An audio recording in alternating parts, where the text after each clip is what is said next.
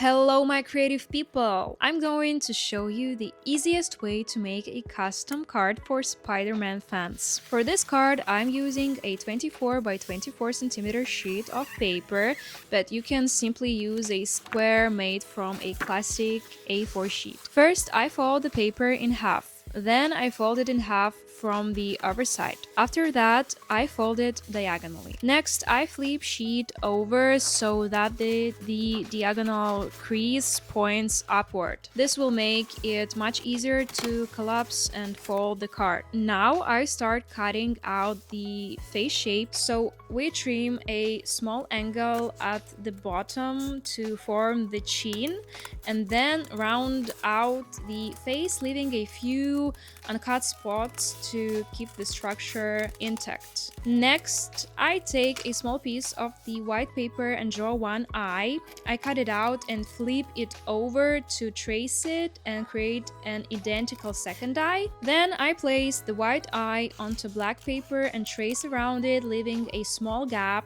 about less than a centimeter to create the black outline, and glue the white details onto the black ones. After that, I attach both eyes to the face. I start drawing spiderweb by making an uneven octagon, or I think like more of a circle right in the middle. From there, I draw straight lines radiating outward and then fill the rest of the web. To make the card look more dynamic, you can add a few highlights using colored pencils or markers. And now I open up the card and trace one of the sections onto a piece of white paper. I cut it out slightly smaller by about a 1 centimeter, so it acts as a inner background layer where you can write your wishes, draw illustrations. On the red folding panels of the card, I draw more spider webs, again